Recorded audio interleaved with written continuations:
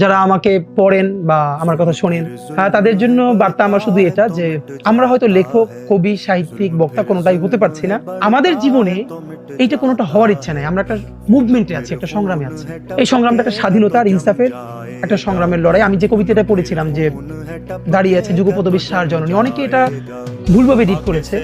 দেখেন, আমি এটা অনেকবার বলেছি যে একজন যিনি শুধু পেটের দায় যে কোনো মতে নিজে খেতে পারছেন না অথবা বাচ্চাটাকে খাওয়াতে পারছেন না, এই জন্য নিজের শরীরটাকে অন্যের কাছে বিক্রি করে দিচ্ছেন।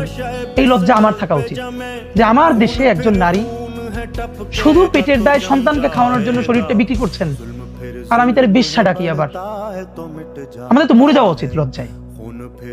যে অন্য কোনো কারণে পতিতাবৃত্তি করে তার তো পক্ষ নেওয়ার কোনো কারণ নাই, কিন্তু এমন অনেক মানুষ আছে। আপনি রাতে বের হয়ে দেখেন, বাচ্চার বুকে খাবার দিতে পারেন। আপনি খেয়াল করেন, আমার চোখে আপনার চোখে যিনি একজন বেশ্যা, এই মানুষটা যখন এই টাকায় বাচ্চার জন্য একটা খাবার কিনে নিয়ে যাচ্ছে, সেই বাচ্চার চোখে উনি এই দুনিয়ার সব থেকে সম্মানিত জননী। একজন নারীকে দুটো চোখে, একজন তার কাছে জননী আর আমার চোখে বেশ্যা। একটা বিশ্বাস করেন, ন্যূনতম বৈষম্যহীন ইনসাফের সমাজ যতদিনই আমরা সবাই মিলে তৈরি করতে না পারবো, ততদিন আমরা হয়তো কাউরে বেশ্যা আরো অনেক কিছু বলে গালি দিতে পারবো, আমরা একটা ভালো সমাজ পাবো না। এটা আমাদের সমাজের। আমরা এখনো বিয়ের খাবারে গিয়ে অর্ধেক খাবার নষ্ট না করলে আমরা জাতে উঠতে পারি না।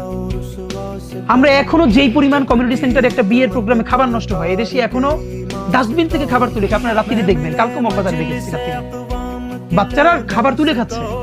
এই বাচ্চাটা আপনি হইতে পারতাম, আমি হইতে পারতাম। আল্লাহ আমাদেরকে এখানে পাঠান নাই।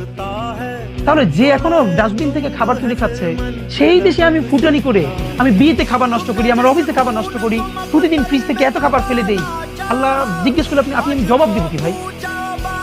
সুতরাং যতদিন না পর্যন্ত একটা ন্যূনতম অর্থনৈতিক মুক্তি মানুষের জীবনে ঘটবে, আমরা যত দিনের কথা বলি, ভালো কথা বলি, এগুলো তার জীবনে কোনো ভ্যালু অ্যাড করবে না। কারণ ক্ষুধার থেকে বড় দিন এই দুনিয়ায় নাই। আল্লাহ রাসূল এই জন্য চরম দারিদ্র থেকে নিজে পর্যন্ত আল্লাহর কাছে পানা চেয়েছেন। চরম দারিদ্র এমন জিনিস যে মানুষের ঈমান পর্যন্ত নষ্ট হয়ে যায়। সাহাবারা পর্যন্ত কষ্ট করেছেন, আর আমরা কি মানুষ বলেন?